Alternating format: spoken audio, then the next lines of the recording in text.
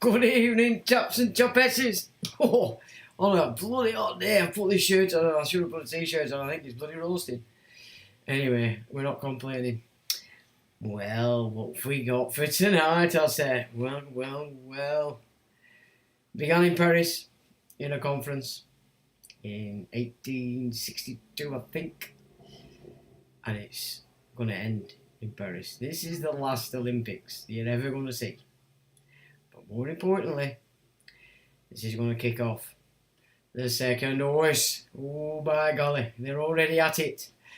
It's not a good gig so far. All the electricity went off in Paris last night after that abomination of an opening ceremony. Good grief, I mean, if they wanted to take the piss, they took the piss, did they not? You couldn't have got it any worse than that. You're ridiculous. It's all part of the big shindig. And so one of the major companies in America, a wireless telecommunications company, has pulled its ads and said, no way, thank you very much. I think it's called C-Spire. And in answer to it, Thomas Jolly, who's the artistic director of the ceremony, said, we were just trying to show that France's diversity. Yeah, of course you were, pal. I don't think so. You're probably pissed off just about any sane person on the planet. The fruit bats will probably love it, but my word. And that's in reference to the piss take of the Last Supper. So, oh dear heck, not very good. But blackouts in France after the ceremony. Of course, who set that off? Well, it'll be Israel, won't it? They've got all the back doors into all the processes in all the electricity systems across the world. The banking systems, gas, everything, you name it. It's all being played out in Israel by the back doors in the processors. The Microsoft's in Israel, Intel's in Israel, it's all in there. It's been moved in there in the last 10 years. Billy Boy Gates now is busy doing something else. Cow farting and all that kind of like it. Spraying the animals as everybody's about to become when they're shoved into that ark. Oh, it's the ark for the animals! It ain't good, is it? Come on, I mean, what a piss take. It's ridiculous. So tonight we're going to look at what's actually happened with the Olympians, our pantheon of gods and goddesses. Because, in my opinion, like everything else on this old earth, all our systems have been taken over by some creepy things that are unknown. But we've done a venture in one of them, which is Mithra, the hidden god. But of course, Mithra. Who's Mithra? One might say. Well, we're going to have another look at two characters that are very well hidden. Very well hidden because I've never heard anybody speak of them, ever. And they fit with the Kabbalistic garbage. All the things that you've just seen in this ceremony all fits perfectly with these two characters that we're going to have a look at that, in my opinion, have subverted the Greek Pantheon. So that's what we're going to look at later. I have a nice document put together today. Hopefully it's in good order, but of course I'll put it together today, so there might be the odd blemish on it. You never know. You can't have everything perfect on the old Wise Asylum. Something's got to go wrong somewhere, and maybe it may go wrong in there. Now, other things have happened this week, like, oh dearie heck, a policeman kicked the living shit out of what appeared, if you listen to the Islamic side of it, an innocent victim. Oh, the poor lad was innocent. He never did anything wrong to anybody. Look what the copper did. Well, I've got the video that shows exactly what happened just before that. So we'll have a look at that as well. Keir Starmer, Jimmy Savile's vagina. What an absolute tool this fella is. He's just arranged with Spain, which is full of subcultures, free movement for the young and youth to come over to the UK and play along and turn it into France. There's your Jimmy Savile's vagina for you, the Bolshevik Supremo, playing his little game, and he's only been in a week. Or just a little bit more. Then we'll have a look at what he was given and sanctioned as a prezi for not investigating Jimmy Savile back in the day and blocking everything and everything while he was the head of the CPS. He was given a prize, and we're going to have a look at that prize because, of course, all week he's been talking about how he's going to sanction the wealthy and do this and do that and blah-de-blah. Well, let's have a look at what the vagina has actually done for himself. We'll look at that as well. So we've all seen this video, haven't we, this week, of a pissed off guy in a uniform standing on this guy's head. Okay, it looked brutal, it looked not very good, and I have to be honest, it's not the best. But let's be honest. You know, what missing context, which is what I've been putting on the old Tweeter bird all week, was the fact that why and how did we get to that? Well, I've watched all the videos for the poor family of these tossers that have been released, giving it all, and it's a... Okay, so I thought missing context. I can't really comment any more than saying missing context. Lo and behold, the video has arrived for everybody to see just what actually happened. So let's have a little look. So there's the gig we're going to be looking at tonight. Where are we? There we go. And we need to be over here. Oh, we're over here. Now then, and let's just see that you can see that. Not very big, is it? Let's see if we can just make that a little bit bigger. Oh, wait a minute. We don't want to be doing it there. We want to be doing it here.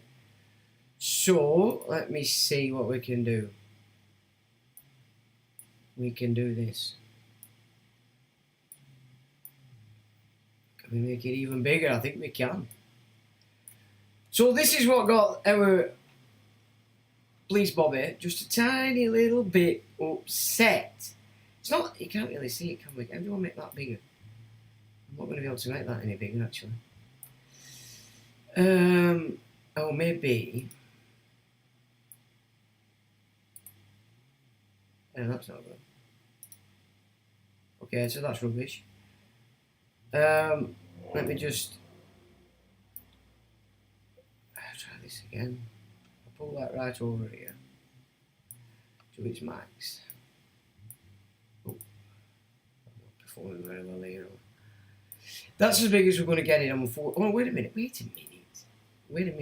If I do... Ah! Look at what we've... Oh, no, I can't get into it. Oh, for goodness sake. Now, how did that look on that screen? Because I obviously can't go back in. Hang on, so I might have to put this back in order, and then it might work then if I do this. Sorry, chaps, but you do need to see it because it just puts to rest all the striking and crying that's been going on. Now, so if I bang that, now I can't. No, I can see it now. Oh, I can see it on this one. Look at me, I'm not very good at this production on the old. Why is it doing that? Stop it. Oh, wait a minute, it's behind, isn't it? Just give me a sec to see that you can see this. But this is what went down.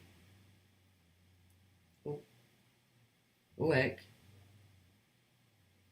Oh, no. I don't know what's happened there. So you can't see it, can you?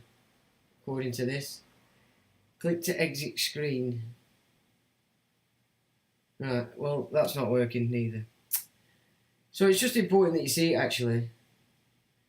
To be honest, because... Right. We'll go back to that. And then I have to come back in here. And back to my original plan. And we'll do it like that. It's as big as I can get it, unfortunately, chaps. My apologies if you can't actually see it. But basically... Obviously, I'll put the link under the video after, so you can check it out for yourself. But this is what took place before that action.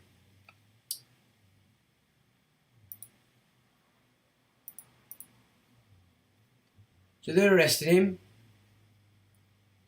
and he's kicking off. There he goes. He's fighting like a belter. And there's the guy knocking the shit out of the woman. And he doesn't just break her nose, he gives you hell for leather. And then he's on to the copper there, he's kicking the shit out of him. Yeah, there you go, look.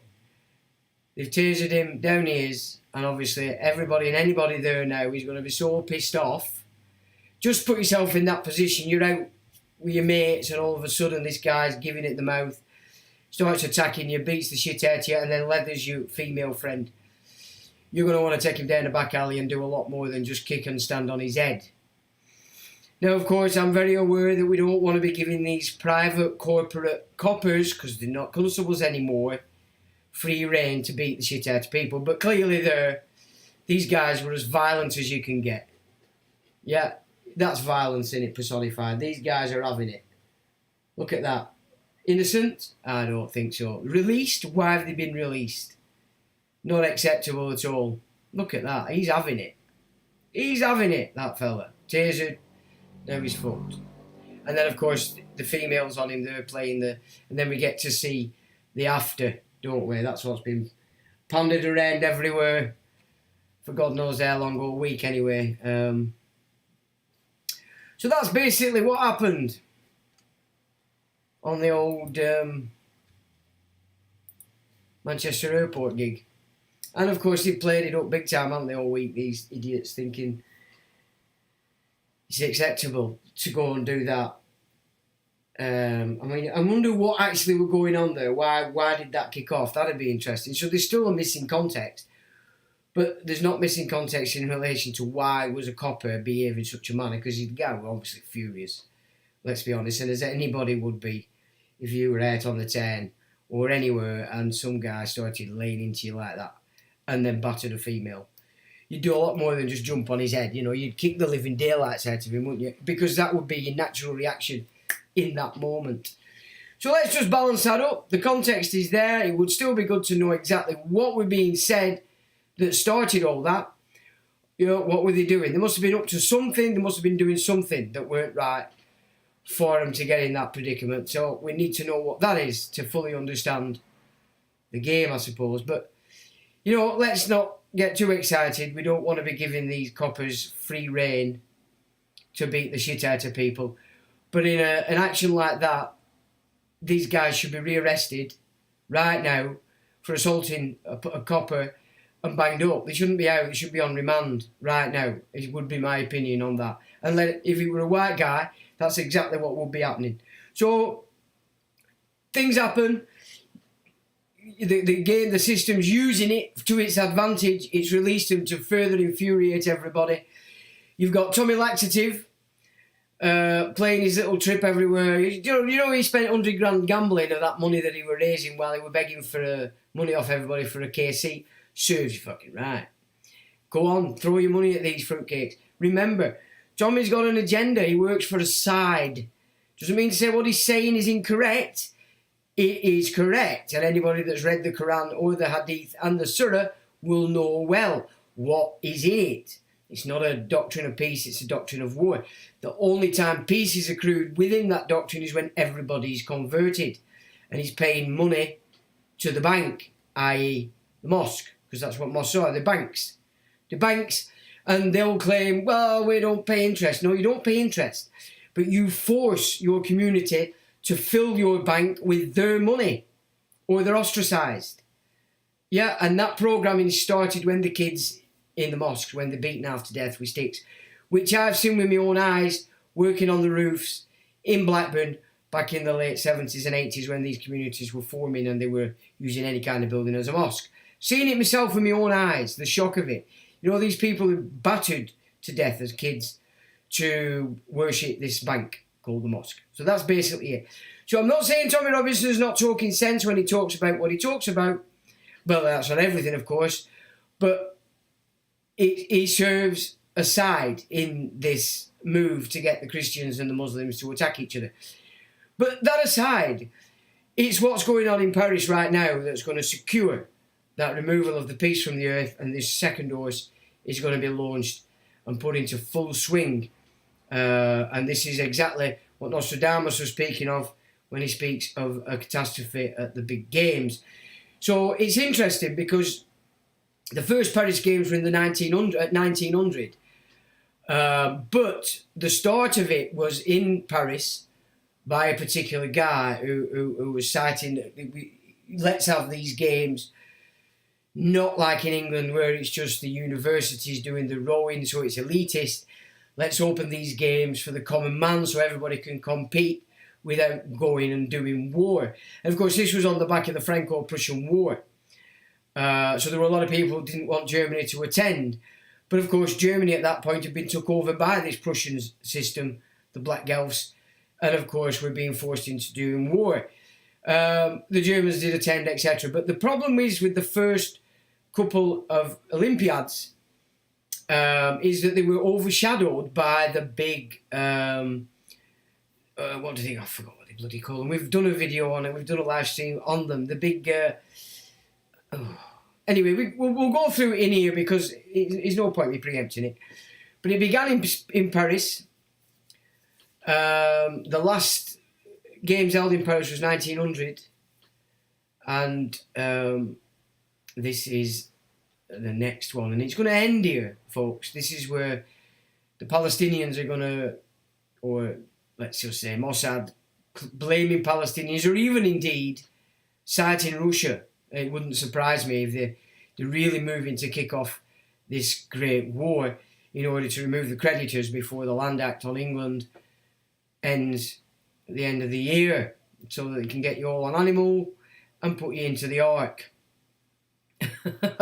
And they can farm you. Farming? Interesting term, legal term, and I've said this on the forums in the past months as they're trying to build up the farmers, and said to the farmers, you need to understand, you're not farmers. Farmers is a legal term, and it has a legal meaning.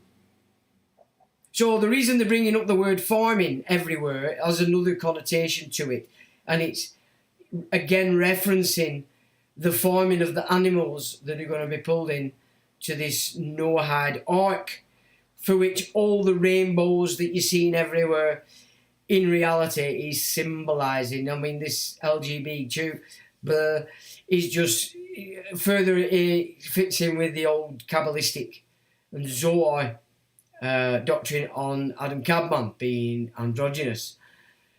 So it all has meaning, and it's all about moving the Christian, the Muslim, the Buddhist, everybody into this system. Now, bear in mind, the Chinese, when they get married, it's the female's surname that the male takes. Now, that might sound odd to us here, but that's the thing, the very thing as to why China's been chosen for this, everything to be sent over there, because they're not suffering the capture of their estate via a surname, because it's the father's, the patriarch's surname, that is the instrument that belongs to the church. The maiden name maybe belongs to the Vatican, but it's two separate instruments. We've got to remember this. So there's all sorts going on, and it's all moving everybody blindly into the ark 2 by 2, as the evangelicals have been up to teaching the kids to sing since they were there big in the old Sunday schools. It's not good. None of it's good. It's all absolute ridiculous. But it's going on and it's happening. And we're going to look at this, what is our pantheon of gods, which is the Olympians.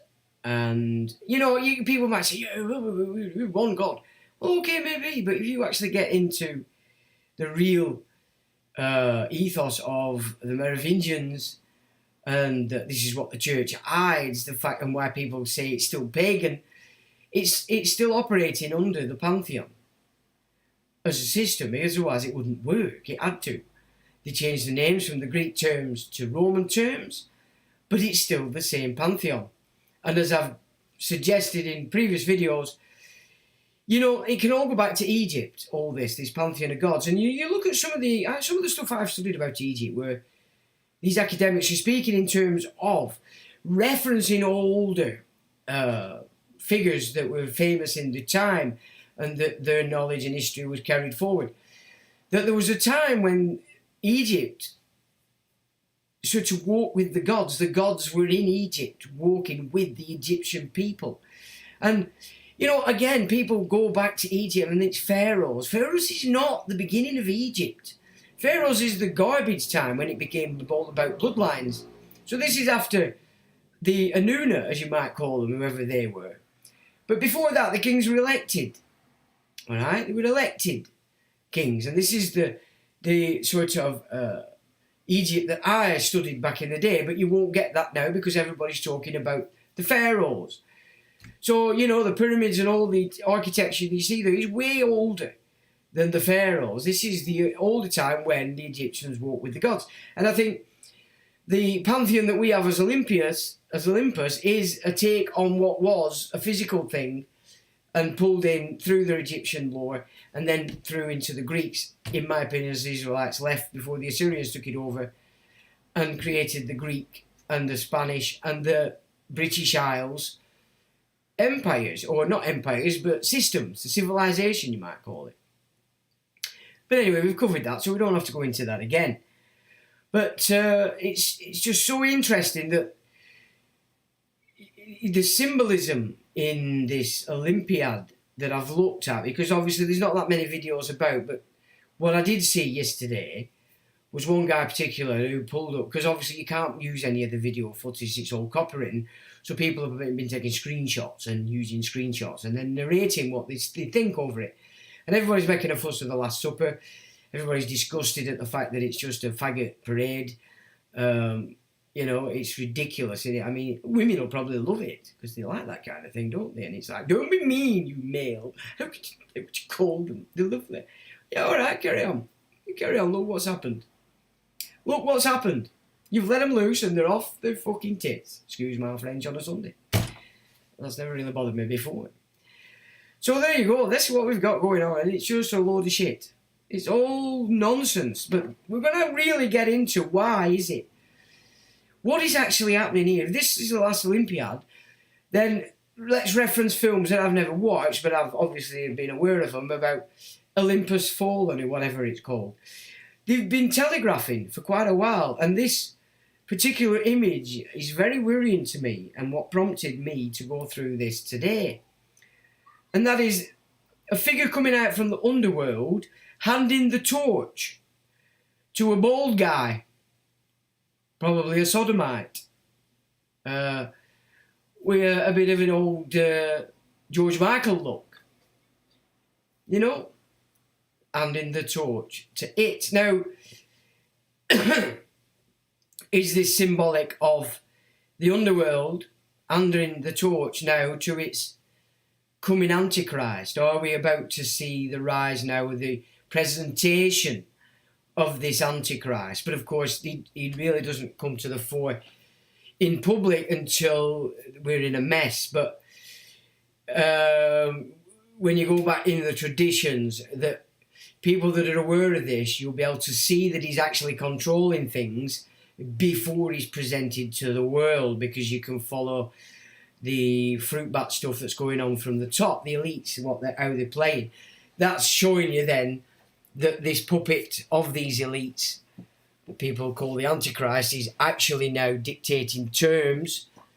And again, I'll go back to why would Barack Obama in 10 Downing Street the day before the Russian false flag. What? There's all he's out there now giving it the big large, me and Michelle back Kamala. Well, do they? You see, Kamala Harris is already undermined. She's a complete fruitcake. And it's been suggested that what's actually playing out here is that because she's so fruitcake, that people are just going to go, oh. And then at the last minute, they'll probably put in Michelle with a dick, with a big fat cock, and then Obama's back in. And it's like, makes sense, Fury, inches there, everybody swoons at its feet, and the trumpet gets beaten, and then they've got full Bolshevism across the world. No right-wing ideology anywhere. And interestingly this week, I actually watched that Michael Flynn documentary about, the General Flynn. I thought, come on, let's have a look at this Trump. Let's just see what we can find out by looking it from the eyes of a guy who's been in the military for a very long time, a very, very serious fella, not a blemish on his record. So this guy's a serious general, and he did everything he could to protect America and form peace. And I have to say, listening to that and watching that, the guy, for my opinion, is genuine. He might not fully understand how the game really works at the top level, even though he's been at the top level of intelligence, doesn't necessarily mean you're going to know how the game works, because, of course, you're going to be compartmentalised.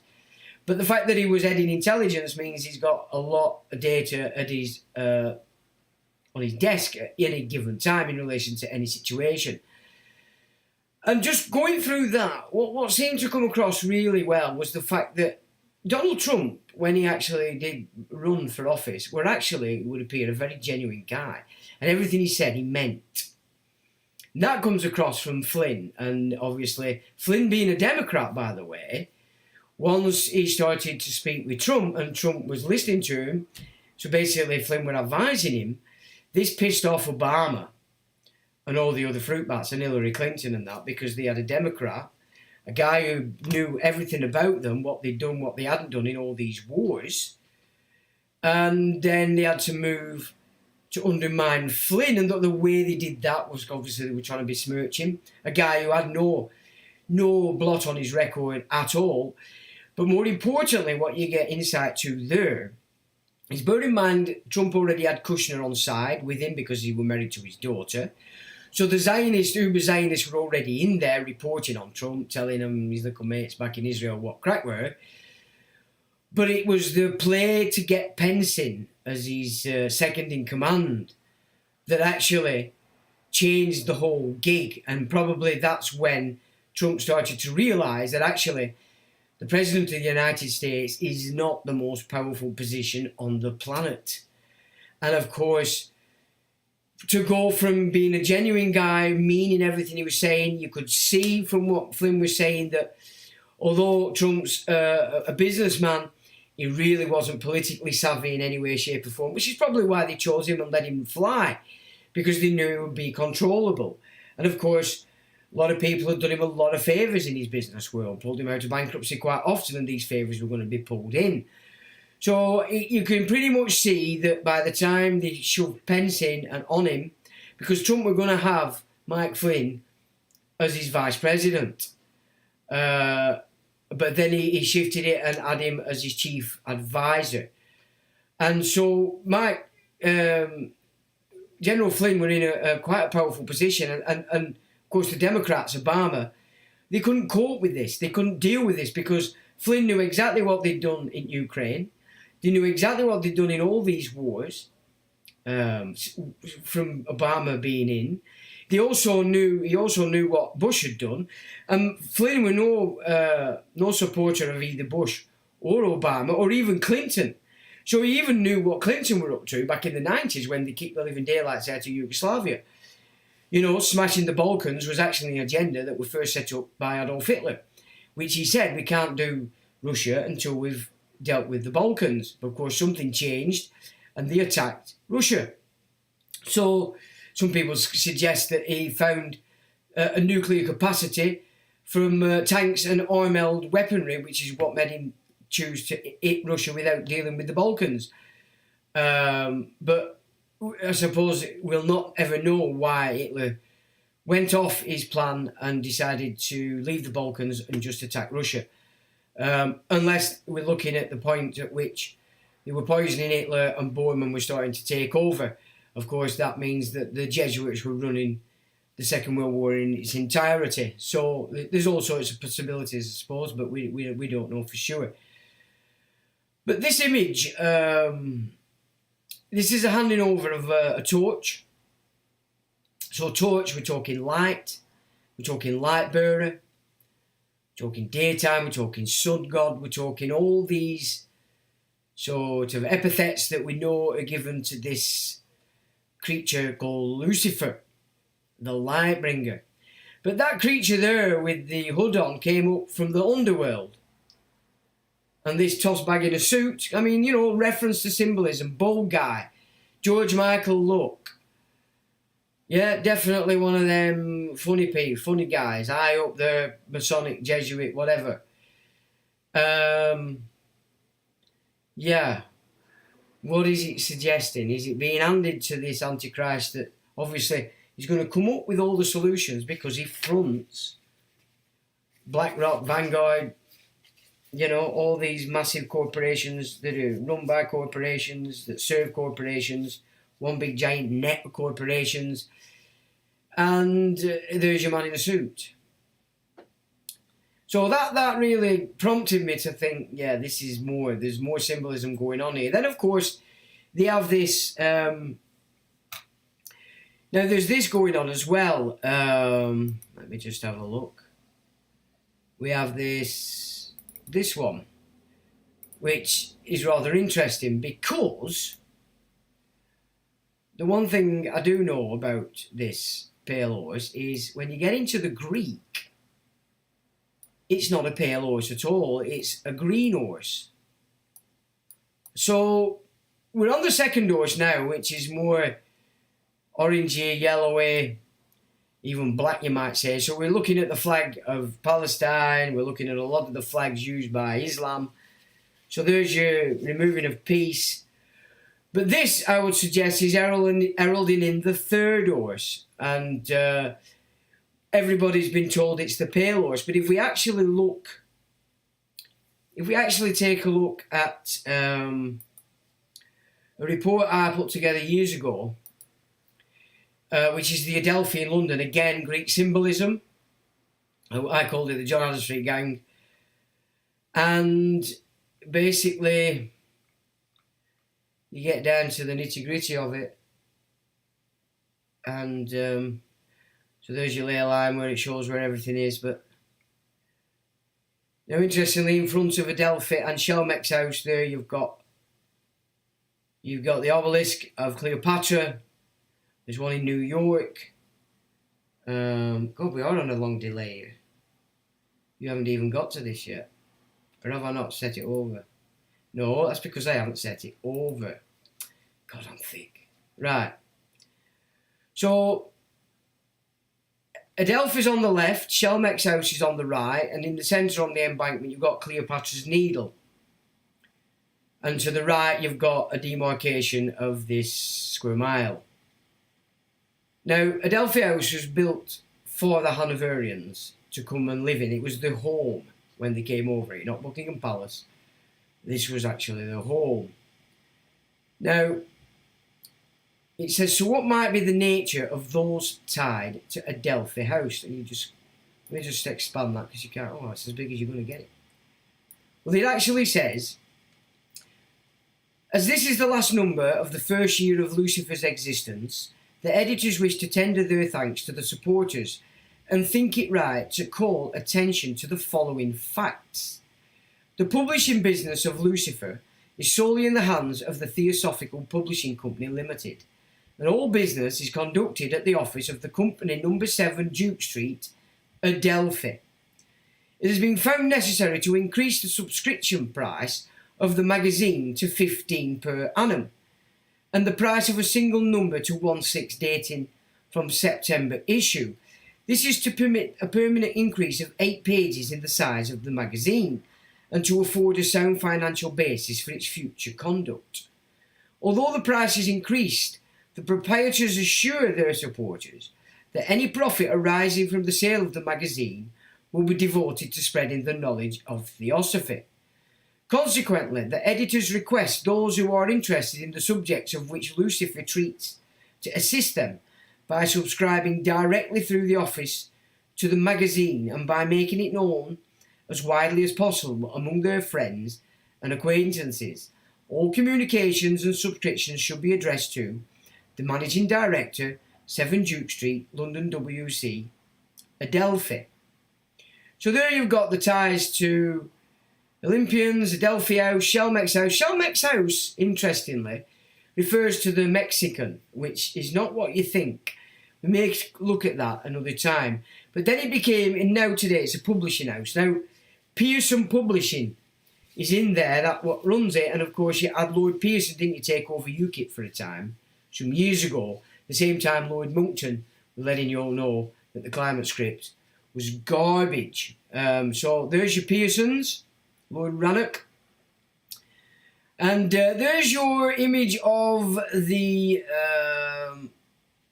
Delphic Oracle over there in Greece. Says to be dated back to 1200 BC, the Oracle of Delphi was the most important shrine in all Greece.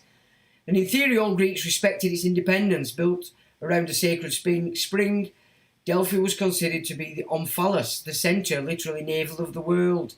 Adelphi House is the navel at St. Martin's, and St. Martin's is the reflection and the Admiralty Church. Now, interestingly, St. Martin's, now look at that, this is inside the Admiralty Church, St. Martin's, okay, Mars, of course, Martin references. And look at the window, which is in line with the doorway as you go in. That's a bit of a twisted shit, man. That's a twisted melon, wouldn't you agree?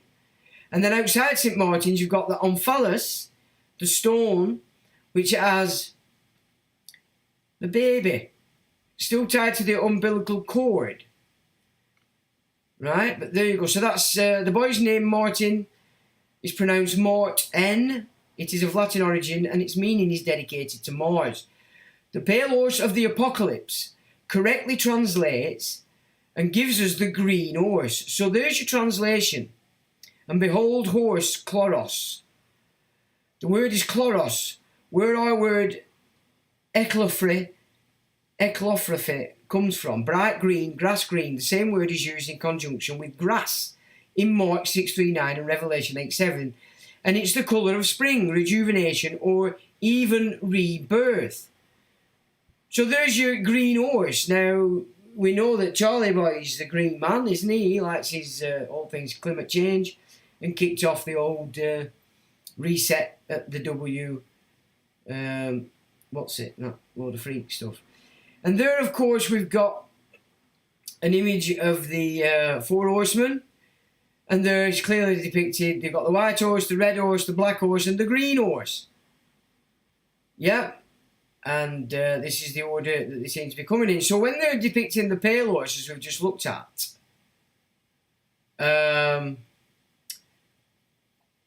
so, hang on, St. Martin's here, we just got a little bit something, even I forgot what I've written here.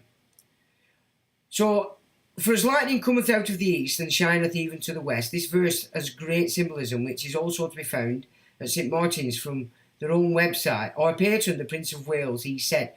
So, the Prince of Wales, which was Charles, was the patron of this church, St. Martin's in the Fields. And where are we? He said, where are we? I've just lost that. No, he said, so this is what Charlie Boy said. Those who built the church in the 1720s were criticised for its great expense. 280 years later, few capital investments have been so worthwhile. The church's openness to the world, its constant creativity and care of those in need, its intentional outlook and commitment to people of other faiths are of striking significance in our time, our faiths. For over 40 years, St. Martin's in the Fields has been home to the active Chinese-speaking congregation with regular Sunday services. On Sundays, a service in Mandarin takes place at 1:15 p.m. and a service in Cantonese at 2:15 p.m.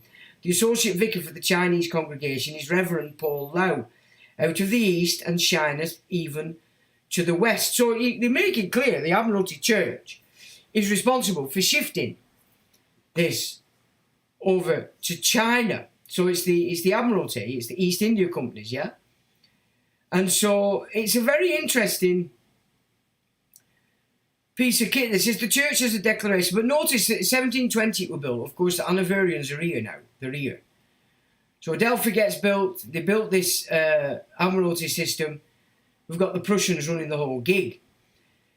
The Adams Street gang is controlling for. Hang on. The church has a declaration. A declaration of belief. We affirm that the Church's mission in obedience to Holy Scripture is to proclaim the gospel of Jesus Christ in every generation. We acknowledge that this is good news for people regardless of the sex, race, or sexual orientation. We believe that in order to strengthen the gospel's proclamation of justice to the world and for the greater glory of God, the Church's own common life must be justly ordered. To that end, we call on our Church to live out the promise of the gospel, to celebrate the diverse gifts of all the members of the body of Christ, and in the ordering of our common life to open the ministries of deacon, priest and bishop to those so called to serve by God, regardless of their sex, race or sexual orientation. Well, there's nothing in the gospel that speaks about the LGBTQ piss that we've been watching in this Olympics. So basically what I'm trying to show here is hang on a minute. Jesus wrote no gospel. He spoke the word only. This Jesus is Lucifer. Yeah, so clearly, the Jesus that they're talking about is Lucifer. And of course, that's not looking after the needy, is it? That's collecting the needy. Fixing your child to their system. Yeah? It's all wind and piss and smoke and mirrors. And when he opened the fourth seal, I heard the voice of the fourth beast say, "Come and see." And I looked, and behold, a pale horse, and his name that sat on him was Death, and hell followed with him. And power was given unto them over the fourth part of the earth, to kill with sword, and with hunger, and with death, and with the beasts of the earth. And then I've said, see the satanic agenda, which is that. Now that's an interesting gig, now put together in 2015. So you can clearly see there's a Greek game going on, and there's an obfuscation going on big time in relation to what it actually means, this. What is our Pantheon of the Olympians that even the Church still operates, and let me say no different, because they do. They're just not for the flock. But it's all still in there, and this is why they keep getting accused of being pagan. But the obsession against paganism is actually coming from the Talmud, because that gives them rise to call everybody animals. And the clever stuff that we've looked at with the law, and how they're playing with the law to pull our estates into this animal ark, we don't need to go into here. Nevertheless, this is what we're going to look at tonight to give you an insight to what's actually going on in these Olympics. Because these are definitely the last Olympics, and things are going to change in this next 2 weeks, folks. The second dose is going to be released. And I think it's going to cause havoc in France. It's going to spread quickly to Germany, because Germany has actually closed 50 mosques in the last couple of weeks because they've tied them to Iran. And trying to subvert the German state. So there's a massive move now kicking off against Islam now that they've got them all in here. You know, can you see? So if you're a Tory, you're following these political parties and you're still holding hope that they're going to change things for you, this is what they've just done for you together, because the opposition weren't telling you about it.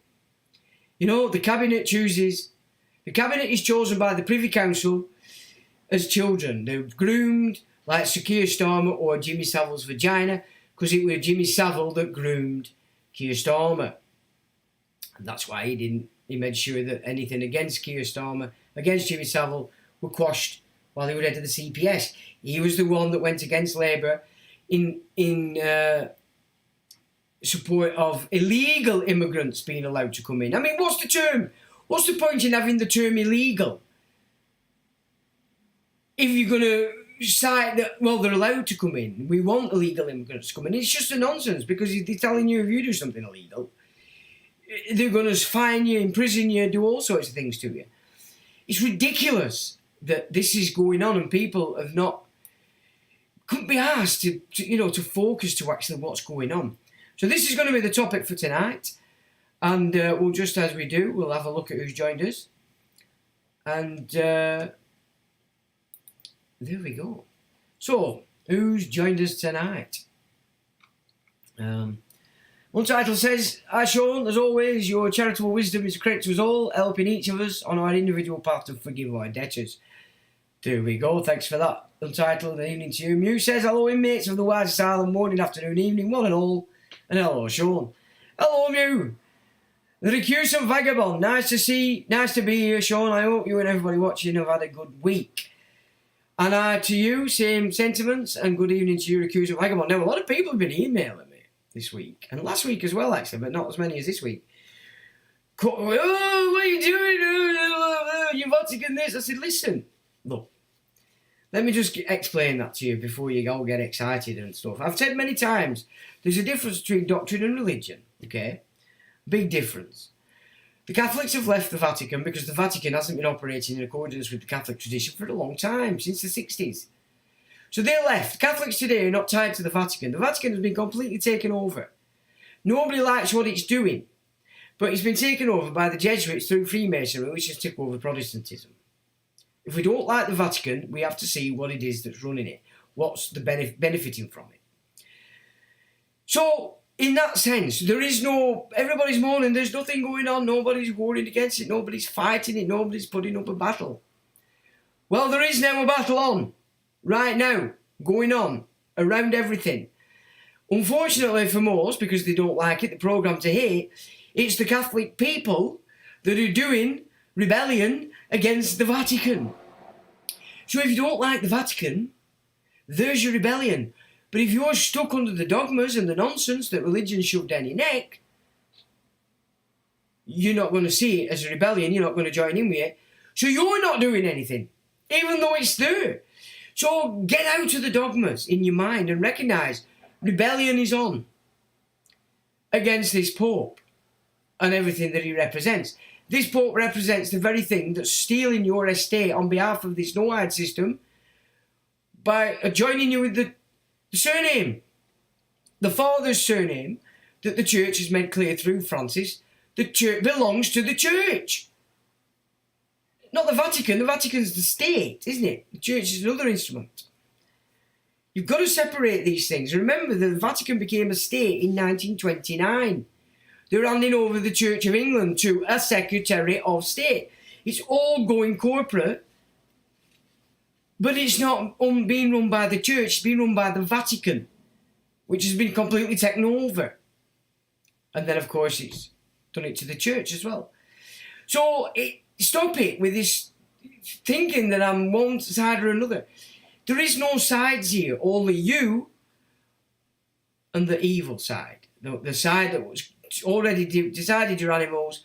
It's done all the work in the background so that you're proving that you're an animal.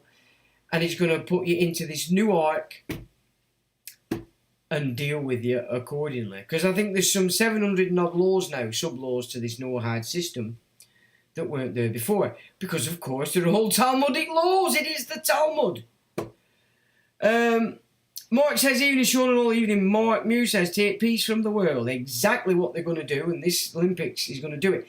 They've already attacked the rail infrastructure by fire before it started. So you can see there's terrorism going on. Mossad must be all over France at the moment. They must be everywhere. Because Hamas are Mossad, ISIS are Mossad, Taliban are Mossad, Mujahideen were Mossad. Everything's trained by the Mossad, parts of the CIA, which is the Jesuits, MI6, which belongs to the Mossad. So East India Company's intelligence service is controlling all these false flags everywhere. It's ridiculous. But it's working, folks. They've got it. They've achieved it. Peace is going to be removed because they've just imported a shed load of subcultures. While white honkies are giving it, oh, well, look at my nails, just, oh, I broke my nail, you know.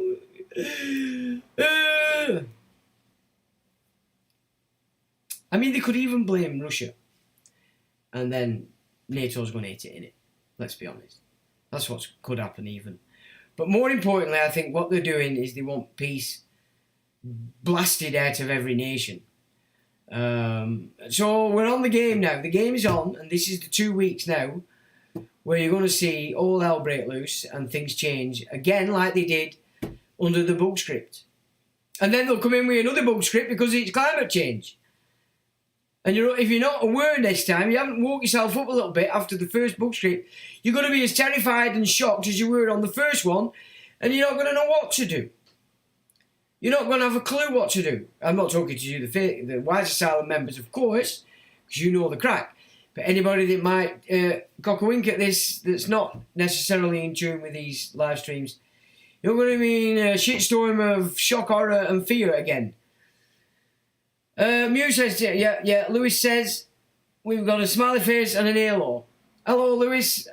Good evening to you, mate. Rescucent Vagabond says, he's talking to Jeff. Slipknot, alright, Sean, Jackie, Gary, and everyone right, Slipknot. Laurent 10, who owns the world? All they see families. In my opinion. I haven't set up the tunes to this new Mac yet, so I can't play them. Well, I can actually go to my thing and play them, but there's no images, so it'd be pointless. I'd just be showing off my tune, wouldn't I, really? It's a bit naughty. So, evening to you, Laurent. Alexander Milicevic. Good evening to all. Good evening, Alexander. Slipknot gives it the old thumbs up to you. And Slipknot says just another sigh up. PY Music, EDM. Sound says, evening all, evening Paul. How are you doing, me old China? Sense Offender, 33rd Olympics and the Committee of 300. Okay. Evening Sense Offender. News says Trevor. Hello, Jackie. Okay, Lewis. Seen the video. They should have released it straight away, but always let rumours on conflict build up first. Yeah, I would say so. Recused Vagabond says one of the worst places to be a city is in an airport. Well, they've totally locked them down, haven't they? You know what I mean? It's quite ridiculous. And people are letting them play with their fannies, tits and winkles because they want to go on holiday. You know what I'm saying? When if you look at your passport, what does it say on it? What does it say on your passport? Your customary rights. Read it. And then let them read it. And remind them that them rights are in force. That's what you declare. Not, yeah, rub me up, play with me fanny, me dick, and it's all good. Because you can guarantee the people that are encouraged to come into them jobs, the perverts, paedophiles, gays, sodomites, you name it. LBGQ, confused. They're the people that are going to be rubbing you up. Ulick says, hi Sean and chat, hello Ulick. Sense Offender, behold the pale horse and its rider is death. Green horse. Louis says, can't see. Oh yeah, that was that. Thank you very much. Good vid, says John, and it's not even started. Thanks, John. Weefy Man. Great book you recommended last week, Melanie Phillips. Thanks for that, but I've had some slack off that. Some people have been slacking me off on that as well. Now, I don't know what she's up to today, but that book is a good compendium of data that were available up to 2012, and she wrote it well. So, you know, like I said to everybody, use your own discernment. There's obviously going to be things that were being said then that we today know is rubbish. You know, that's the way it works. It's called evolving in our knowledge. So why people have scratched their eyeballs out about certain things, we are actually reading it, because they haven't, they've read a bit. You know, it's just a little bit, chill out, guys. You know, use your own discernment and see. Some things are not going to be right correct today because we know a lot more. You know, we're 12 years on from 2012.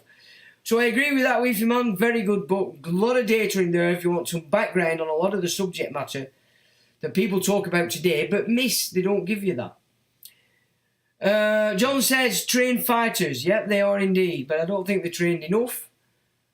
Once White Honky gets excited. But we'll have to see. The one in grey punched his mother out. Oh, did he? Good on him. Well, there you go. Happy Camper. They are now trying to put out the narrative that the Last Supper part was misunderstood. Well, yeah, I think that Thomas Jolly is the guy who's the artistic director of the ceremony. He said they were trying to show we capture France's diversity. Well, if anybody believes that,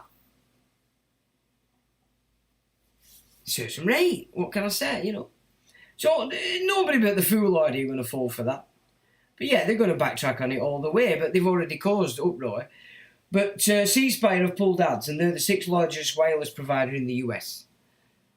And they've pulled ads and money. So that's what wants to happen now. It wants to be a disaster because everybody pulls the money out. And let's... it's ridiculous. I mean, talk about on purpose. Come on. Where are we there? Let's have a look. Sorry, I've got all a bit lost. LFX gives you the thumbs up. Hello, LFX.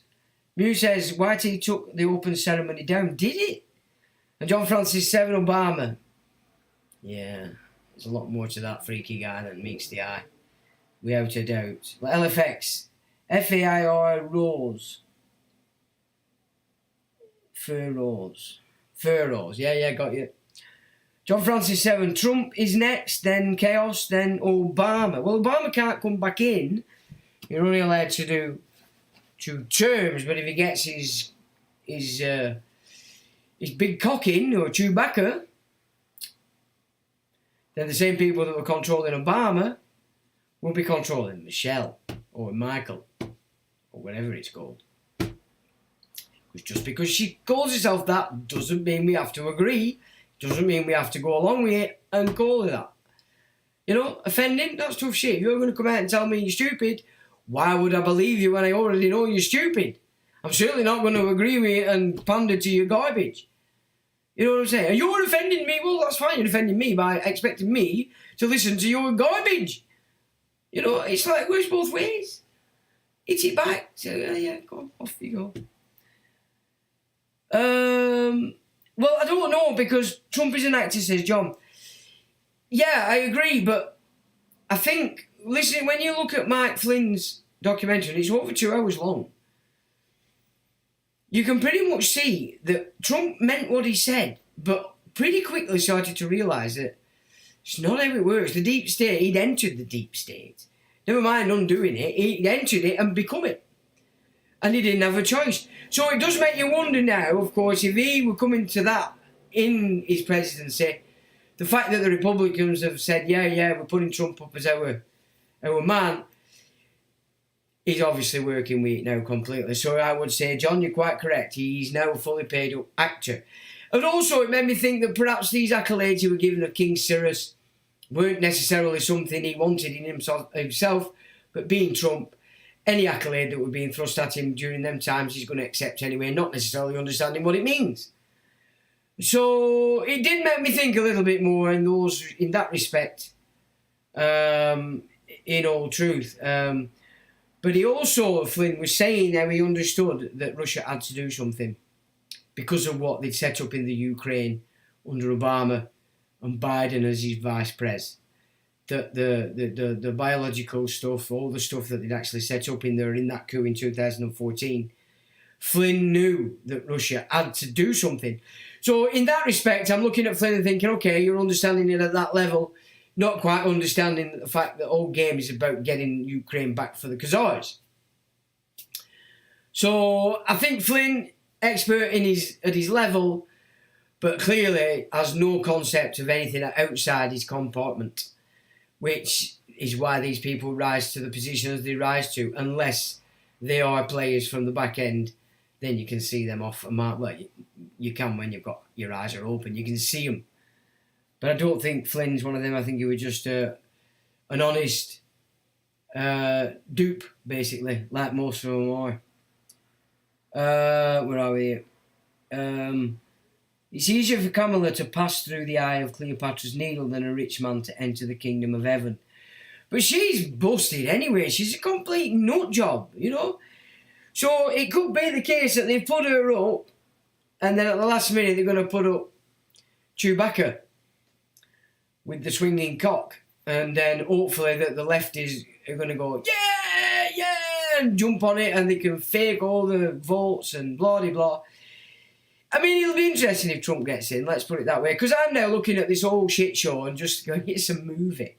It's a movie, and I'm quite entertained by it, in that I'm just watching how it goes down, because the hapless voters and all these people that really haven't got a clue what's going on, you know, they're stuck in it. And I'm at a point now where I just sit back and I'm watching and going, fucking hell. So honestly, if I were looking at it as a movie and I had an editing protocol, I'd say, let's get Trump in. That's really going to cause some shit everywhere. That's really going to fuck the game up. So I hope Trump gets in, I really do. Because the movie is going to get so much better because this onslaught by these leftist subculture shit is going to get a smack on chops. Big time. And I'd like to see that. So, yeah, I hope Trump gets in. I really do hope Trump gets in. But I have to say, watching and I recommend anybody, you should watch it and make your own mind up, basically, what you think. But it does give you another insight right outside of all this wind and piss everywhere and falling out and blah, blah, blah. But I do think Trump actually may be, puppet he may be, but I think in himself as a character actually was genuine in what he wanted to do in America, and what he still probably wants to do. But we'll have to wait and see. Let's hope the movie takes a turn, a twist, and Trump does get in, because that's really going to turn things around and get things all on fire. So, I mean, this movie's a shit show anyway. Let's feed the fire, why not? I don't care anymore. It's like just, yeah, okay, whatever, because everybody's running on fruit. But anyway, so that should be funny, shouldn't it, really? Let's be honest. It'd be hilarious. The Lone Rizzler says, good evening all, evening show later, you got no video. Oh, sorry to hear that. The Lone Rizzler, and welcome to you again tonight. Sense Offender says, you know your stuff, mate. Well, thank you very much for that. John says, good vid again. Good on you, John. Sense Offender, humans are the beasts. Shade of man. Sense Offender, I don't think humans are quite animals. They're classed as monsters, aren't they? But that's been removed. But they were classed as monsters. But I think once you get into this no hide, it's animal. It's animal. But you could be right. Sense Offender, man and woman are God's creation. Well, not woman. No. Man is determined. Man, male, female, created he them. Woman's in the garden. A woman and a creation taken from Adam. It's a different game altogether. You've got Genesis 1, the garden, Genesis 2. So it's not man and woman. It's man, male, female, created he them. Remember that. Man denotes male and female, not the male alone. And I know that's an hard one for people to get, but I'm only telling you what the doctrine says. I have no idea what the vicar said, the priest said, the rabbi said. But the doctrine is very clear. Created man, male, female, created he them. I don't even think it's a he. Yeah, created they them. Because there were obviously a conversation going on. If they're going to say, let's make man in our image. Our doesn't mean in mine. Does it? The one God comes in the garden where they steal you. Steal you. And turn you into something else. That's for another live stream.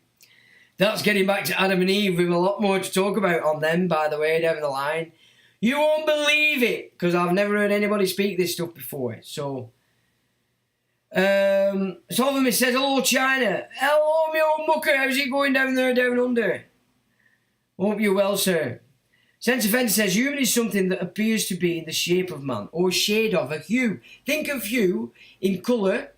Hue is a shade of. Yeah, so human, a shade of man. That's where the etymology takes you.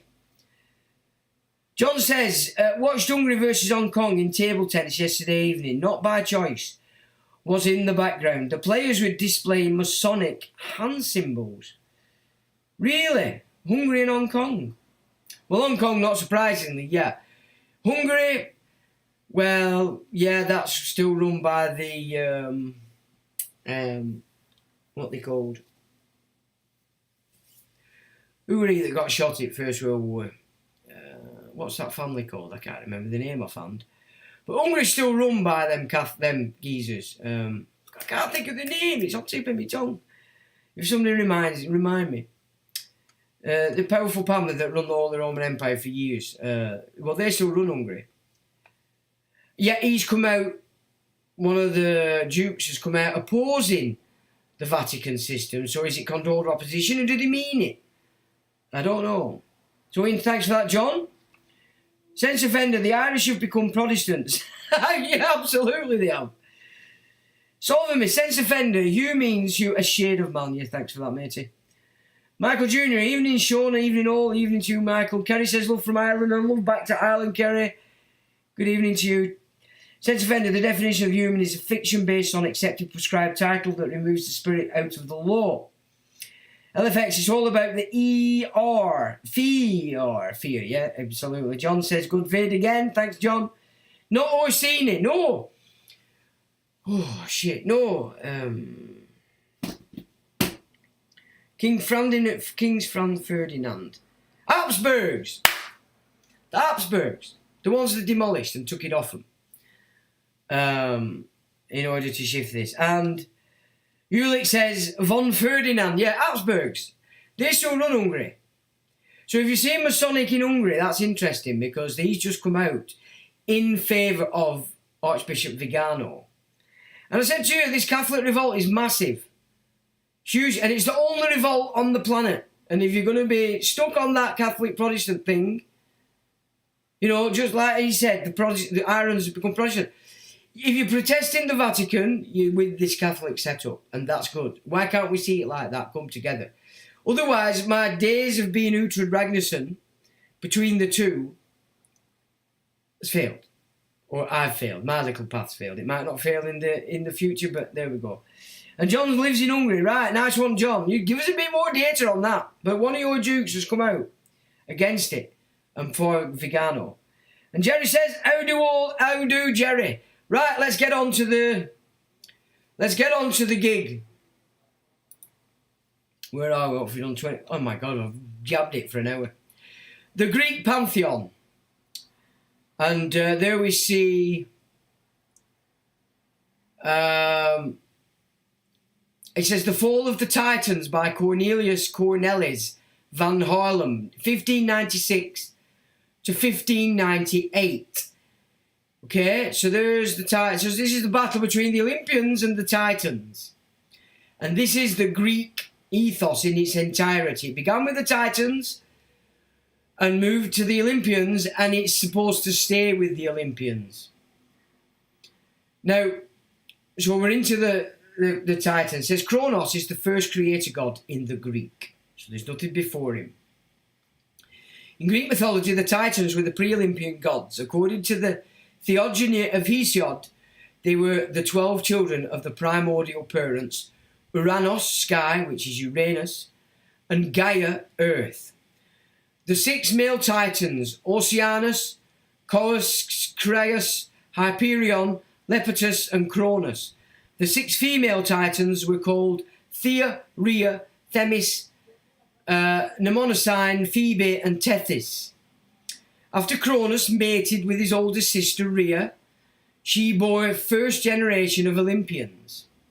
The 6 siblings were Zeus, Hades, Poseidon, Hestia, Demeter, and Hera. Certain descendants of the Titans, such as Prometheus, Atlas, Helios, and Leto, are sometimes also called Titans. Okay? Cronus seized the scepter from his father Uranus, or Uranus. And finally, the scepter held by Cronus was seized by Zeus, who holds it at present. So scepter is not quite the torch, but it's the scepter, the rod, the torch, the light. They're actually like a trinity, if you will. So they're using this passing on the thing, which is why, of course, I were a bit excited about this gig. Yeah. Which has pretty much prompted this adventure through Olympus. All right? So that's what this, for me, is bothering me. The Titans played a key role in an important part of Greek mythology, the succession myth.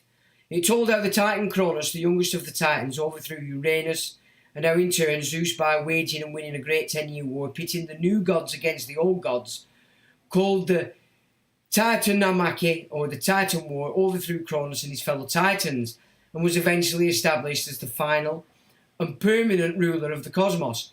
So it's very clear when you're into the Greek itself, this is a dumb gig. This history is the Titans, and it's the final permanent ruler of the cosmos. Right? So Zeus is in. Zeus is the geezer, and that's it. Now the 12 Titans are Oceanus and Tethys, Hyperion and Thea, Coeus and Phoebe, Cronus and Rhea, Mnemosyne and Themis, and Crius and Lepidus. In Prometheus, bound, Prometheus, the son of the Titan Lepidus, refers to the Titanomachy and his party in it. So Prometheus is born of this, okay? Son of the Titan Lepidus. Now the children of Kronos, Zeus, Hera, Poseidon, Hades, Hestia, Demeter and Chiron. The children of Oceanus are Oceanids and Ptolemai. The children of Hyperion is Helios, Selene, Eos. Daughters of Coeus is Leto and Asteria. And the sons of Lepidus is Atlas, Menetius, Prometheus and Epimetheus. And the son of Crius is Astreus, Pallas and Perseus. Okay, so that's basically that gig. Now, just to give another idea, because we've got Greek and Roman, okay, because the Pantheon changed.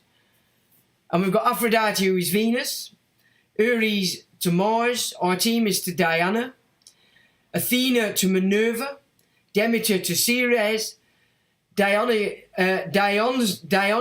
Now, Dionysos is an interesting, it's not Dionysus, it's not that. This is Dionysos, okay? Became Bacchus. And London's full of it, Bacchus. Arenius became Furii, or the Furies. The Charities or Graces. Now, charities is an important thing to understand as well in this whole gig, but we're not going to go into that. Hades became Pluto. Hephaestus became Vulcan. Hera became Juno, which we've already discussed with Janus. Heracles became Hercules. Hermes became Mercury. Hestia became Vesta, who we've looked at as well. Vested. Cronus became Saturn.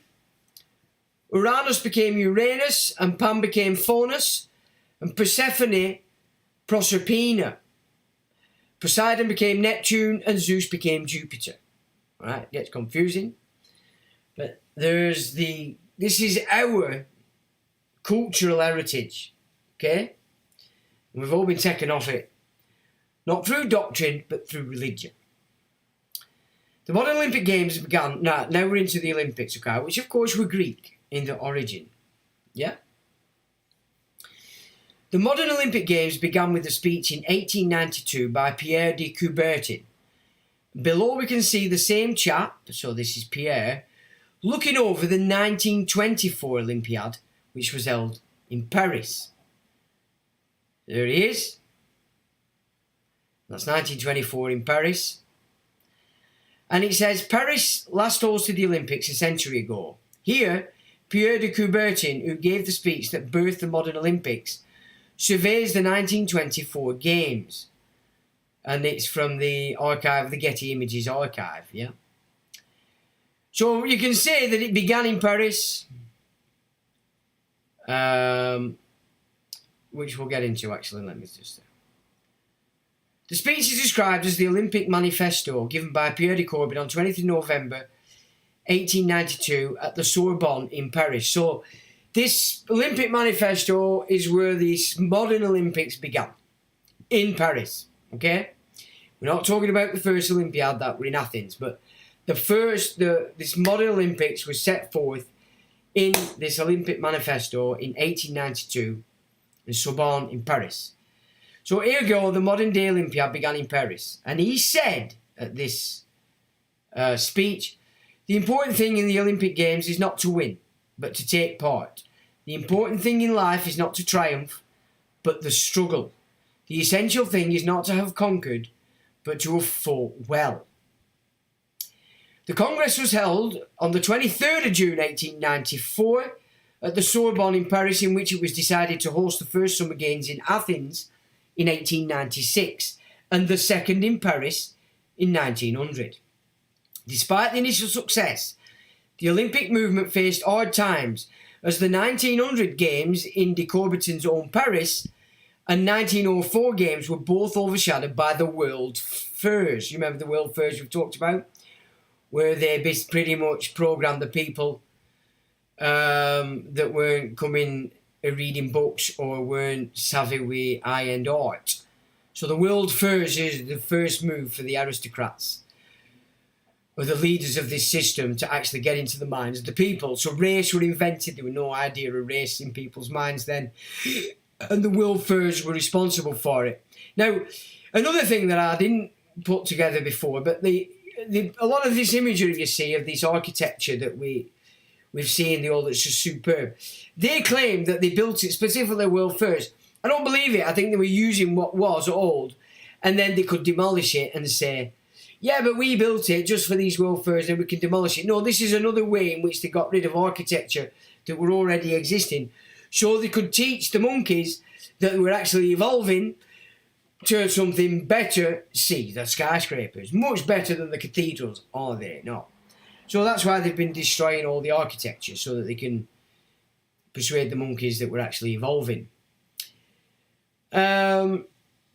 So they were overshadowed by the World Fairs in the same cities and received little attention. So the World Fairs were going on in Paris and Athens at the same time that these first Olympics were going on, so they didn't really get the attention.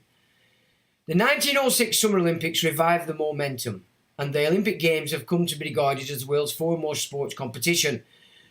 Coubertin created the modern pentathlon for the 1912 Olympics and subsequently stepped down from his IOC presidency after the 1924 Olympics in Paris, which proved much more successful than the first attempt in that city in 1900. He was succeeded as president in 1925 by Belgian Henri de Bellet-Latour. 1924 gives 100 years to 2024. So it's 100 years between the last Paris and this Paris. And we could say that this symbolism in the modern Olympiad gives us a beginning in Paris and quite possibly an end.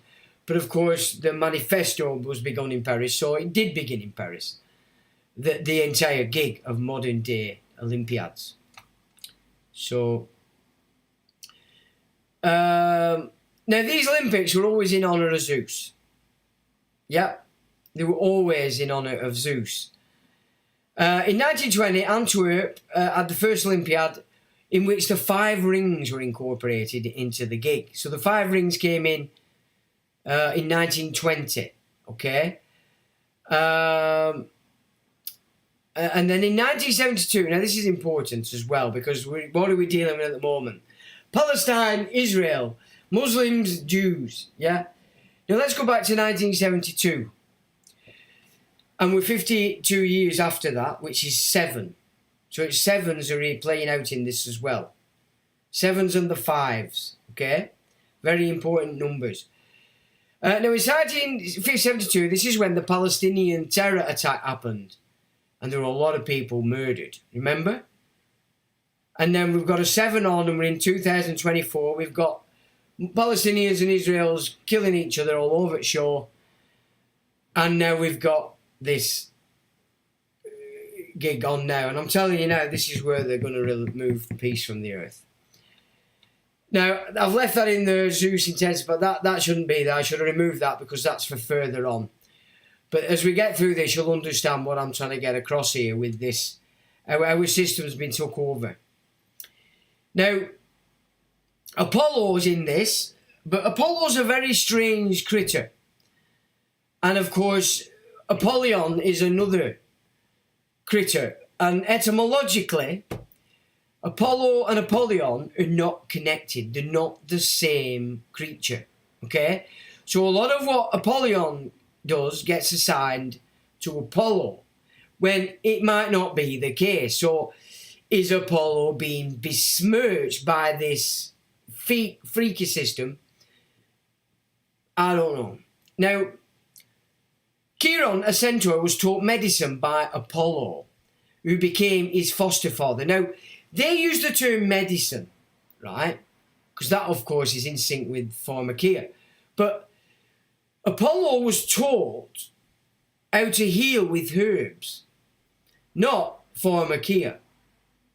And this has been mistranslated in all the modern day scripts you get when you're discussing Apollo. He was an expert in healing through herbs, not pharmakia. So there's a first. And Apollo became his foster father. Apollo had a relationship with Coronis and had a child called Asclepius, who was born of a Caesarean section, interestingly enough. Apollo had Chiron teach Asclepius. Now they say medicine, but really when you get into the original, it's healing through herbs. So the Apollo really at the beginning was nothing to do with this pharmakia. It was all about herbs, natural, which would put him in sync with the earth, not this shit. And Asclepius is the Greek god of medicine. But again, medicine, not a term. It's healing. So the Apollo is a god of healing. Asclepius is healing, not medicine, because I don't know what's going on there. But you go into the older stuff and they don't talk about medicine. It's healing with herbs. So something's gone on there. Somebody somewhere wants to besmirch Apollo. Which makes sense when you consider the main god of the Trojans was Apollo. Was it not? Who destroyed the Trojans? These freaks calling themselves Greeks, when they weren't. Apollo bedded the mortal Coronis, but she then decided to take a mortal lover. Apollo was informed of her betrayal by a crow, which he changed from its previous white colour to black. This explains why all crows are now black. Now, I've highlighted that in bold because it's interesting, because these interlopers have created another version of that. But I couldn't find it again today to put it in, so... But take it from me, it's an important symbolism, that, because the interlopers used it, but I didn't find it in time to put it back in this, so my apologies. But it's important. Coronis was pregnant with Apollo's child when she decided to sleep with the mortal. So Apollo killed them both, but he rescued the child from her womb. The child, Asclepius, was raised by the good centaur Chiron, see centaurs, from whom he learned how to heal. See, heal. Yeah, it was about healing and herbs. Asclepius became so good at healing that he started to bring the dead back to life.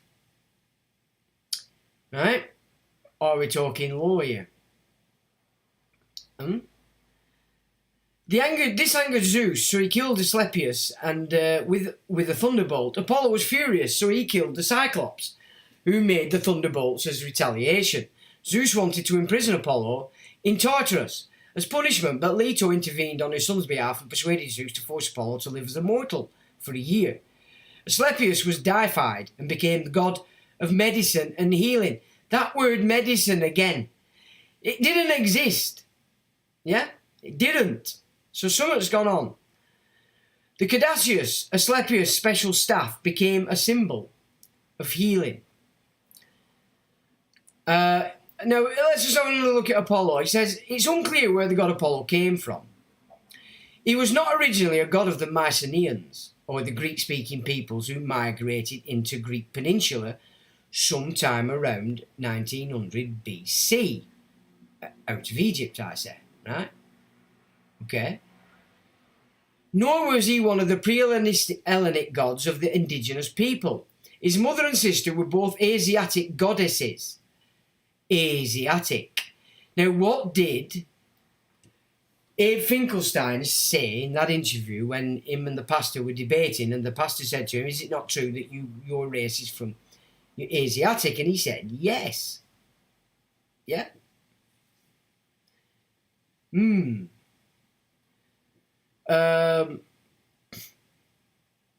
His mother and sister were both Asiatic goddesses, but there is no clear connection between them in origin. Again, his epithet Lycium may point to Near Eastern connection. The Roman name Apollo. Epithets Pantheon, for killing the python. So he killed the python. Lycian, unknown, may be connected to Lycia. Far shooter, for his archery skills. Adelian, for his birth myths. Phoebus, shining one. And Delphinius, god of the dolphins. Okay? Well, everybody loves dolphins. And everybody loved Apollo back in the day.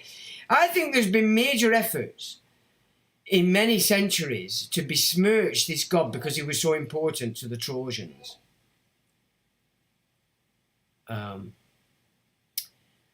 His symbols are the lyre, the bow, the arrow, the laurel, the myrtle or bay tree, crow or raven, omphalos, dolphin, tripod, raven. Who else do we know that has the raven as an important symbol? Well, of course, Odin. Again, a pantheon of gods. So clearly, this is our cultural heritage, yeah? The white race, the civilized races. Apollo is the god of healing with medicinal herbs. Apollo killed the serpent or python. Apollo is seen in a chariot pulled either by lions or swans and symbolises his mastery over both. Okay? He's mastered, so he had controlled the lions and the swans. Okay? Now we're getting into this garbage. This guy comes up out of the underworld, clearly with a torch, obviously a freak. Alright? Here comes Mr. Corporate. And he hands the torch to Mr. Corporate. Now, so basically, what I'm trying to get across there is, in its entirety, our heritage is the Greek Pantheon. And the Romans took it on as well, okay? And they still operated to that. So something else is coming in here and changing things. So now we're into Orphism. Okay? Orphism. And there he is. Phenes. Okay? Wings, a goat, a lion, and another goat, and a serpent. Okay? And there he's got golden wings.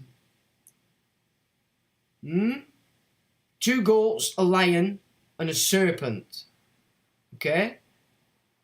So he's distinct from Apollo.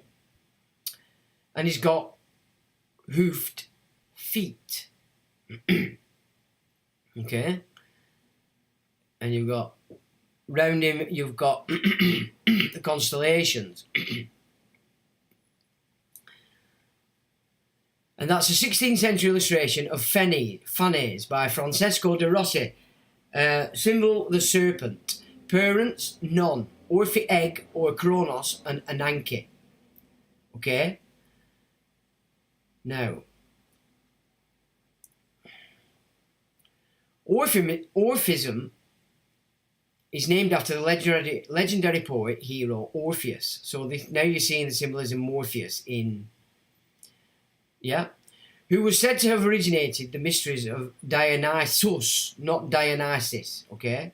Different gig. However, Orpheus was more closely associated with Apollo than to Dionysus, okay? So there's something going on here, and it relates to this overshadowing of Apollo by something else, right? It closely associated with Apollo than to Dionysus in the earlier sources and iconography.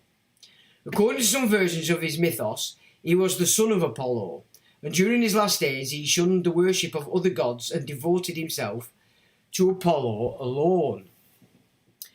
Orphism has been described as a reform of the earlier Dionysian religion, involving a reinterpretation or rereading of the myth of Dionysus, and a reordering of Hesiod's theogony, based in part in pre-Socratic philosophy. So, something's going on here. And today we are told that he's associated with Orphism when in fact Apollo was. So something's coming in and claiming to be something else. Let's carry on. Dionysius is not to be confused with Dionysius. Oh, fucking hell, my Greek tonight's crap. I'm usually good at Greek, and I'm shit tonight. I'm good at Chinese, as we've noted. Right. Kretschmer asserted that is a Thracian word that has the same meaning as nymph, a word similar to daughter-in-law or bride, i.e. snoosos or Sanskrit snooser. He suggested that the male form is Nusos, and this would make Dionysus the son of Zeus. So the one guy's decided that this creature is the son of Zeus, when in fact there's no mention of him at all within the Greek Pantheon, and it's pretty clear that the Titans came as first, then the Olympians. But as we're going to see, this critter is going to be moved as preceding the Titans, like they do all the time, like they make themselves older, bigger, faster, stronger, adding thousands of years, pulling things together so that everybody sucks the shit out of this new deity's ass. But it's hidden. This is another hidden critter. While scholarly references are scarce, there exists a notable overlap between the Greco-Roman Dionysus and the Hindu god Shiva. But notice, while scholarly references are scarce, so this is coming out of Theosophy, the magazine that we looked at under the John Adams Street gang. Scholarly references are scarce. That means there isn't any. This is clearly coming out of the occult. Okay? Theosophy. Kabbalah. Okay? It's being shoved in. Shared iconography and background include a crescent or horns on the head, panther or tiger skin, serpent's phallic symbolism, which is Shiva Lingam. Association as a wanderer, the outcast, and association with ritual ecstasy. Shiva is understood to be one of the triple godheads that includes Vishnu and Brahma. Dionysus is noted in several references with an association with the East in India. Right? The suffering and death of the god Dionysus at the hands of the Titans. So all of a sudden now, he's been killed by the Titans when actually he was never even involved with Titans. Has been considered the central myth of Orphism, even though we saw earlier that actually Orphism is more related to Apollo. According to this myth, the infant Dionysus is killed, torn apart and consumed by the Titans. Osiris? Ooh, sounds a bit familiar, that, doesn't it? Masks and goats to the worship of Dionysus seem to date back to the earliest days of his worship. And here we have Jacob Bryant's The Orphic Egg. In Orphic cosmogony, Phanes is often equated with Eros or Mithras, and has been depicted as a deity emerging from a cosmic egg entwined with a serpent, the Orphic egg. He had a helmet and had broad golden wings. The Orphic cosmogony is quite unlike the creation sagas offered by Homer and Hesiod. Scholars have suggested that Orphism is non-Greek, even Asiatic, in conception because of its inherent dualism. And then, of course, Zoroastrianism created a third part, the arbitrator. So this, Mithras, the hidden god, again. Yeah, Lucifer, the hidden god. It's all...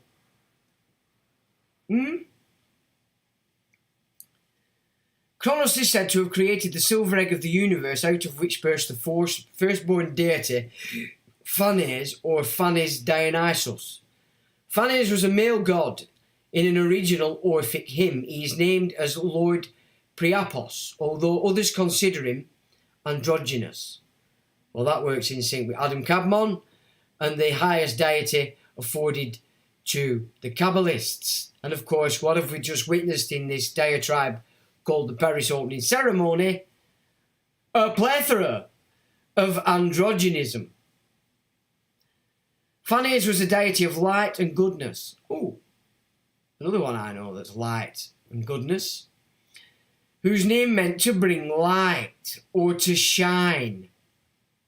Oh, I've heard this before.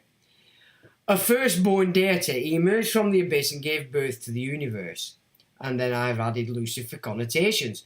Of course, it's the same language, but clearly taking over the Greek Pantheon and not the religious side of things.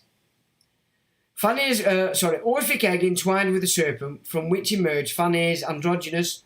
He wore a helmet and had golden wings representing daytime, which is Mithra and Lucifer. Because the star of the morning comes out first, doesn't it? The firstborn and Nyx. Now Nyx is another interesting deity. So there's two of them, I said, and this is now Nyx gets pulled into the game, who represents nighttime. So you've got the dualist nature, and said to be of Asiatic origin and transplanted over the Greek. In Orphic cosmogony, Phanes, the ancient Greek Romanized Phanes, genitative or protogonus, ancient Greek Romanized protogonus, the firstborn, is a primeval deity who was born from the cosmic egg at the beginning of creation. He is referred by various names, including Erikepios, which is power, and Metis, which is thought. In Orphic literature, Phanes was believed to have been hatched from the world egg of Kronos and Ananke, necessity, fate, or Nyx, in the form of a black bird and wind. And I couldn't find where they then used the same symbolism as the white crow, black crow. And I'd read it earlier in the day and then lost it. But they actually used the same symbolism. So you can see that this is definitely this priesthood forcing this in on and over and above our own. His older wife, Nyx, called him Protogenos, as she created nighttime. Phanes created daytime and the method of creation by mingling. He was made the ruler of the deities. This new Orphic tradition states that Phanes passed this sceptre to Nyx.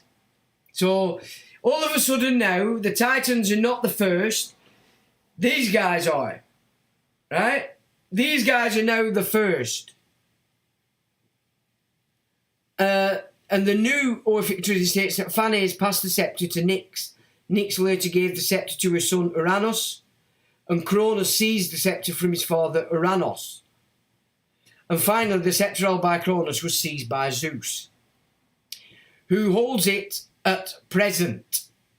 Now, didn't we read earlier that the whole gig is permanent, the Olympians? But then, some Orphic myths suggest that Zeus intends to pass the sceptre to Dionysos. So they've imported him in, made him older, bigger, greater, fantasticer, and now Zeus is handing it to this fruit bat system. Is that what we've just seen in these images?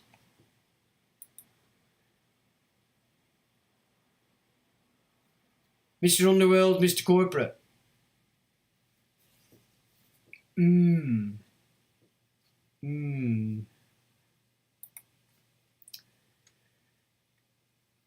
In In Orphic literature, Phanes is believed to have been hatched from the world egg of Kronos and Ananke. I've done that. Okay. In ancient Greek art, Nyx often appears alongside other celestial deities such as Selene, Helios and Eos, as a winged figure driving a horse-pulled chariot. Horses. A chariot with horses. Okay. Though of little cultic importance, she was also associated with several oracles. The name of her Roman equivalent is Nox. Now, a female driving a horse-pulled chariot. Of the Morai, 3 fates. The daughters of Nyx, night. Lachesis was the midwife. The spinner of fate. Well, the midwives are spinning your fate. Aren't they? Lachesis also translates as pit viper. Bushmaster, the largest venomous snake in the West. A daughter of necessity. Now, the 3 spinners are also in Norse theology, are they not? So, are these entities being superimposed not only over the Greek pantheon, but over the Norse system as well, which would be essential, wouldn't it, if you were to twist the melons, man, of the white honkies. In the works of Roman poets, descriptions of Nox, the Roman equivalent of Nyx, put a greater emphasis on her terrifying nature. In Virgil's Aeneid, she seems to have lived in the underworld and drives a chariot across the sky, while Tibullus describes her chariot as being pulled by 4 horses and relates that the stars come behind her in her journey, with sleep following after them. In the Thebaid, Statius reports that sleep is her charioteer, while Ovid, in his Fasti, describes her as wearing a wreath of poppy around her head. Poppy, opium. She's a smackhead goddess, the goddess of smack. Well, never mind. Just thought I'd stick that in there. So this is a picture of Flossie.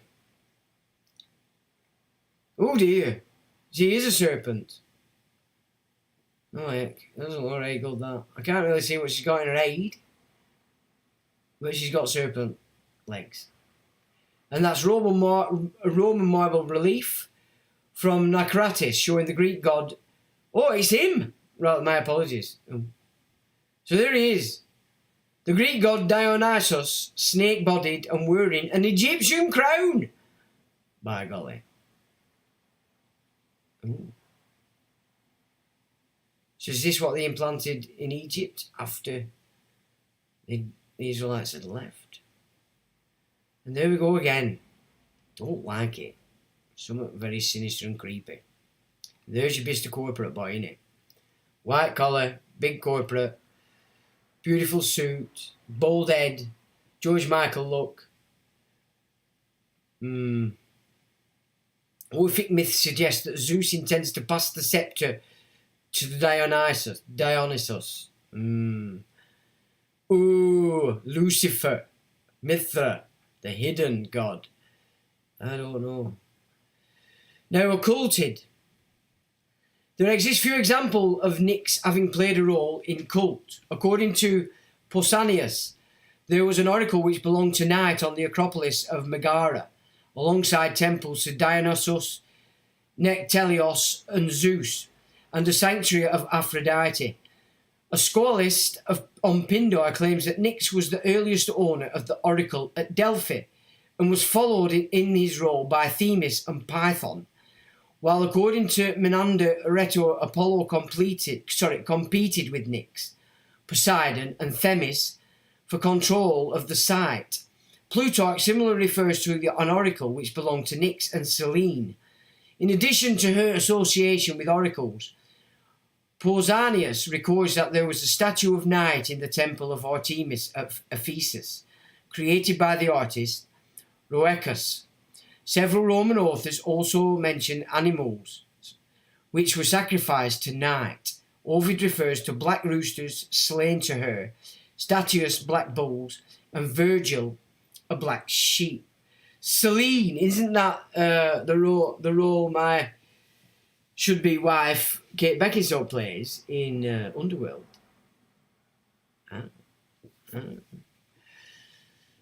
So,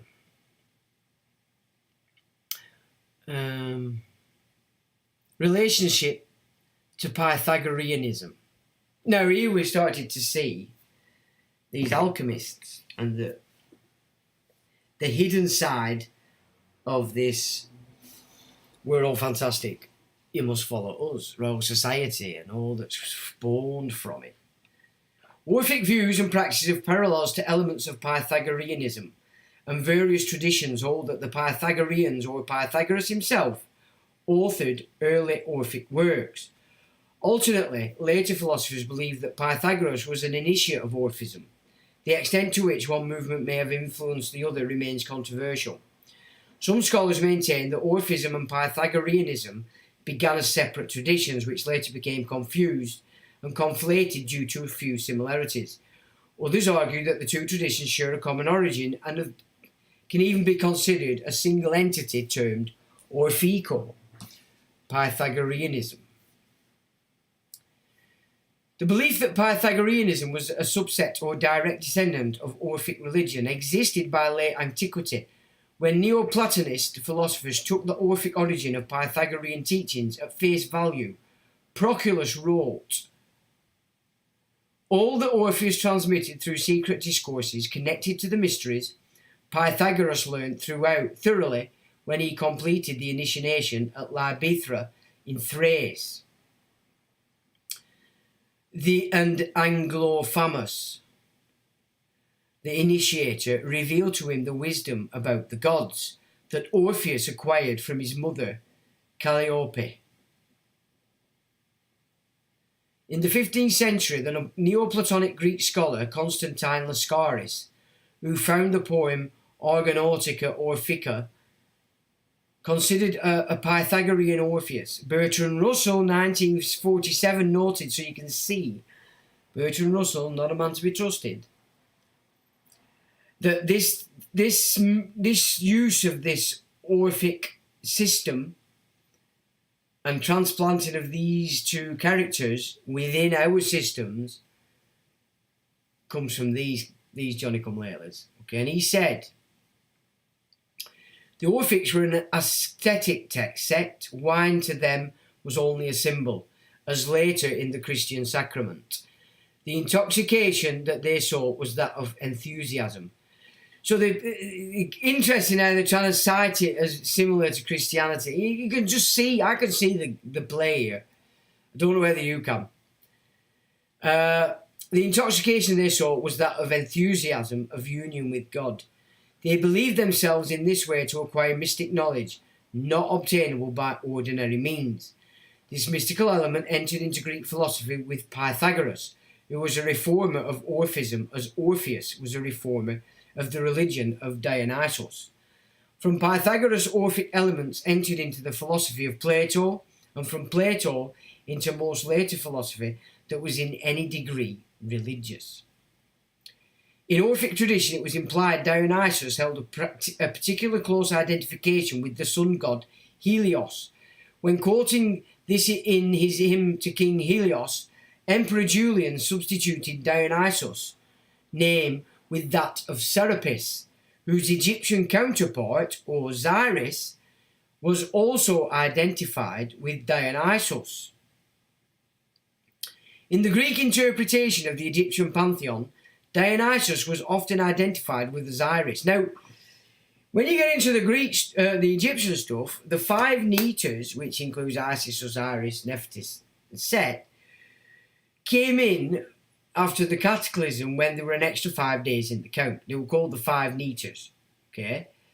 So again, this is an addition, and it were going on in Egypt, but under the time of the pharaohs, not the original Egyptian kings who were elected. That's the real Egypt. When they talk about the Egyptians walking with the gods on their land. Yeah, and I think as that broke, these Olympians became that those gods, but they were out of reach again, except through psychic means and ritual means kind of thing. In the Greek interpretation of the Egyptian Pantheon, Dionysus was often identified with Osiris. Stories of the dismemberment of Osiris and the reassembly and resurrection by Isis closely parallel those of the Orphic Dionysus and Demeter.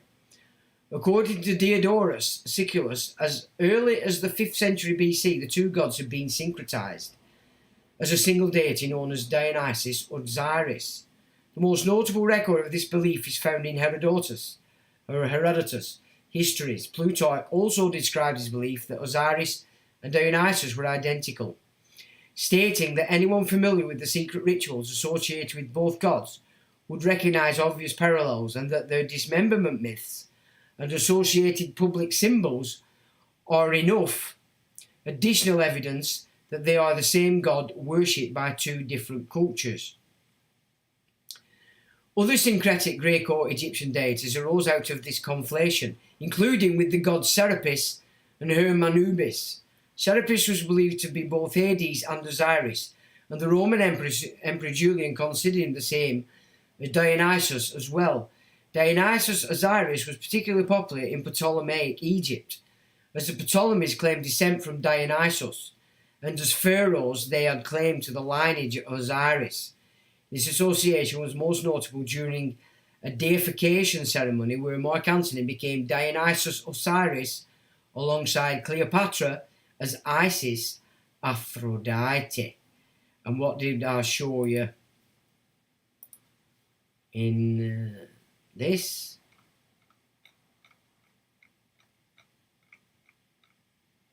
Cleopatra's Needle. Adelia House, Shelmech's house. Yeah? Symbolism, folks. Right.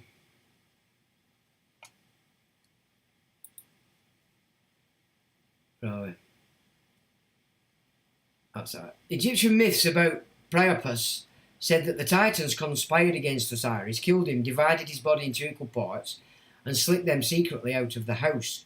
All but Osiris' penis, which, since none of them was willing to take it with them, they threw into the river. Isis, Osiris' wife, hunted down and killed the Titans, reassembled Osiris' body parts into the shape of a human figure, and gave them to the priests with orders that they pay Osiris the honours of a god. But since she was unable to recover the penis, she ordered the priests to pay to it the honours of a god and to set it up in the temples in an erect position. There's your needles. Given the fact Dionysus is seen as a dying god, shall we consider that we have reference to the work of the Kabbalists in their aim to sideline history, reform it to serve their purpose, and how the course of history has secretly been manipulated for centuries by said shadowy group of Kabbalists looking to take over the world? And then we have the so-called pale horse, but it's got golden wings, and it's said to be a female in the ceremony. Because it can't be depicting the white horse. It didn't, that's been. But we know the pale horse is the green horse. And then we get to the bull symbolism.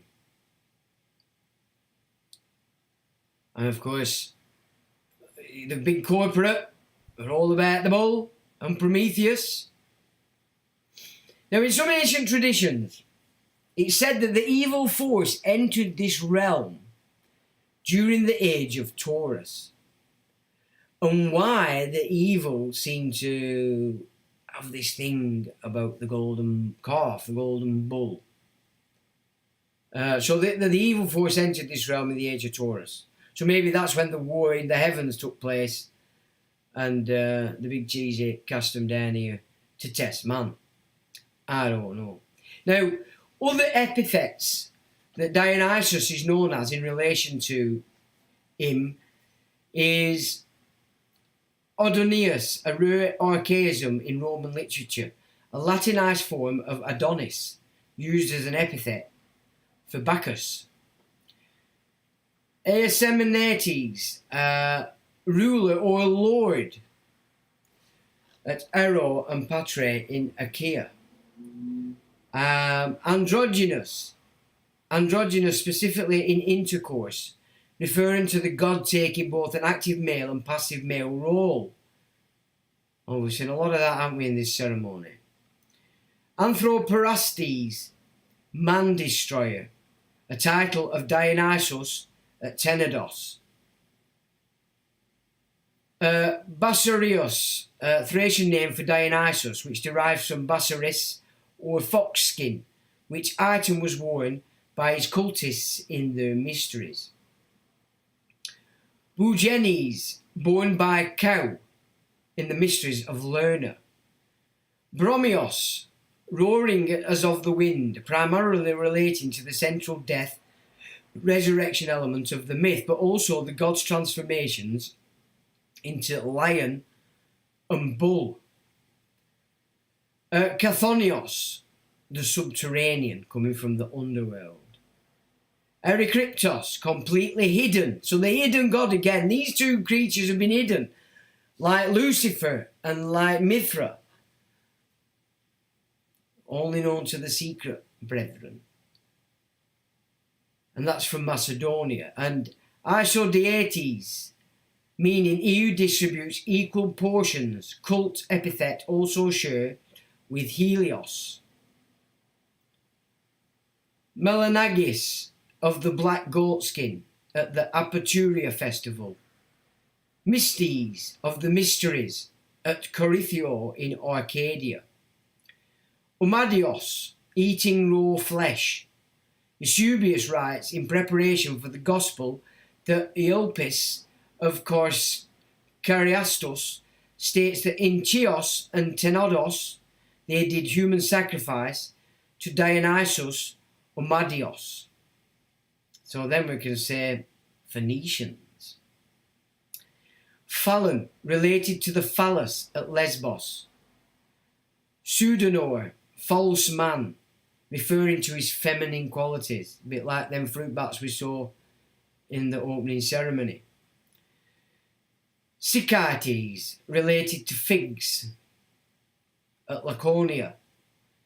Pterophagus, bull eating. And Taurus occurs as a surname of Dionysus.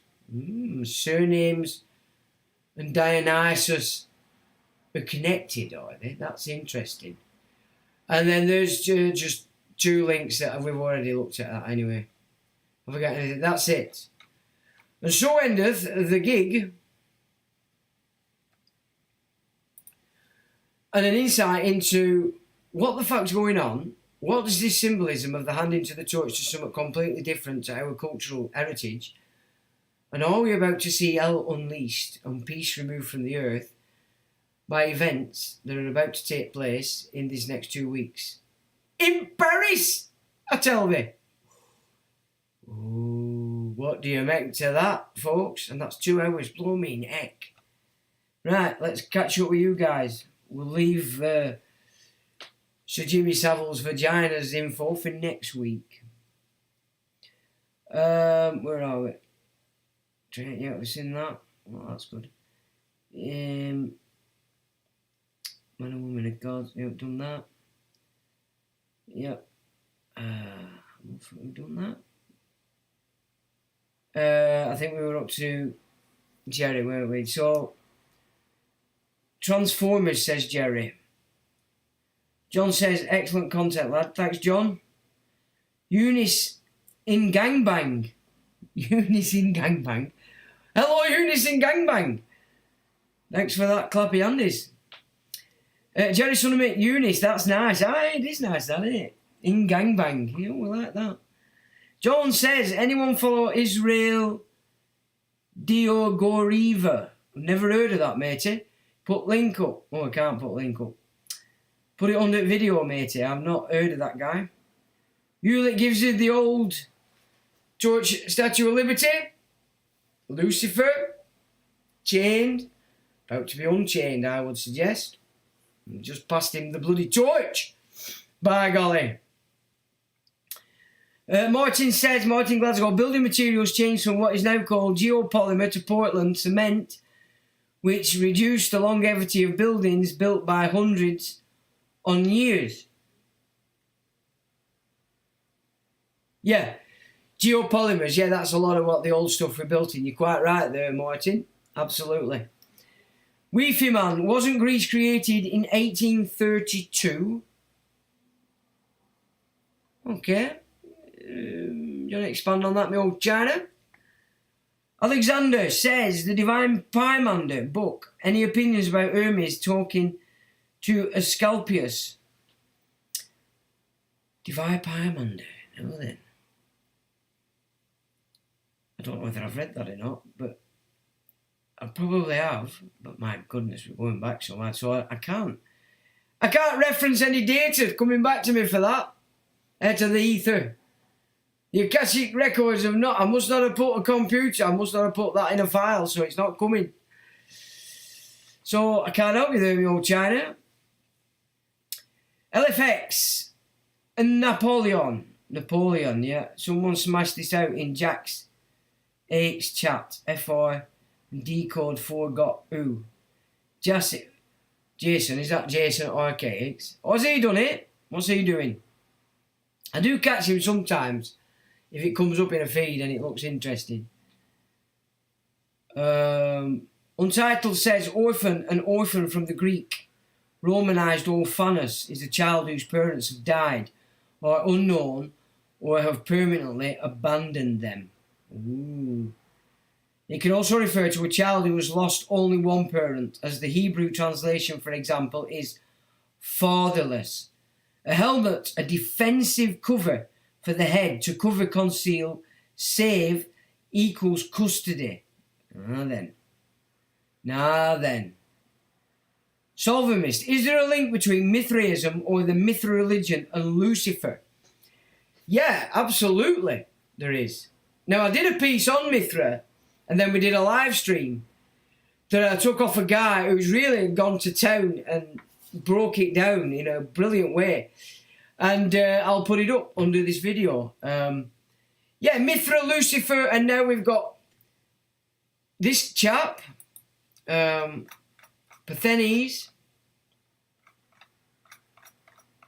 I'd say they're the same creature. And also Adam Cadmon. This hidden geezer that all of a sudden we're to be expecting and say, oh no, he's just the main god, he was in here first. Yeah, yeah, I'd say they're all connected, absolutely. They're the same entity.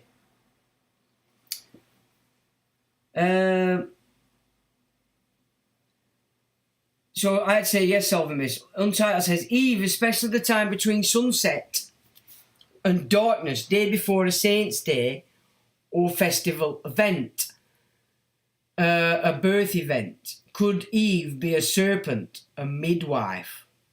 Ooh. Celine Dion. Yeah. David Gregg. Looks more like Happy Cow. An Happy Cow. LFX. Sickites. They must be running the show. Solvemir says, Dion and Dionysus surname link. Yeah, you could be right. Well, I think Dion in Greek references a son of Zeus, or connected to Zeus, actually, which is... So if we're looking for...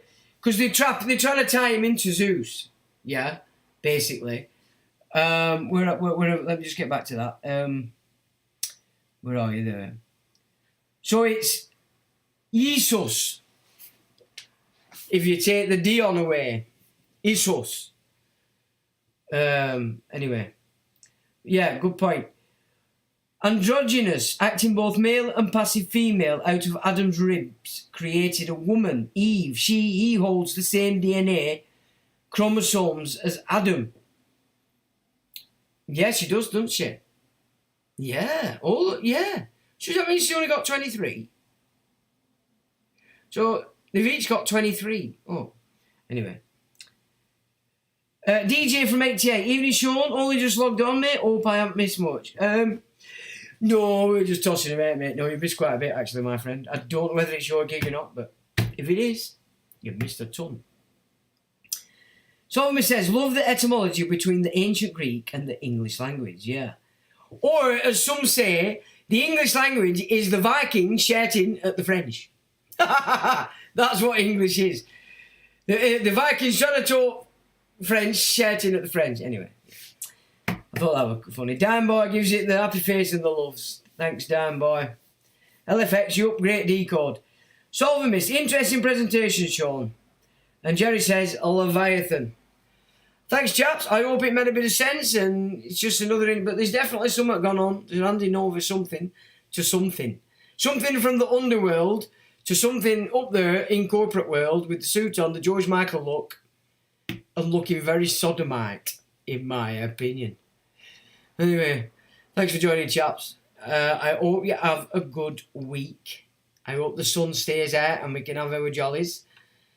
And let's wait and keep your eyes on what shit's going to happen in these Olympics and how it's going to affect the subcultures that are all over our nations. And with that, ladies and gentlemen, I say thank you very much, and till the next time.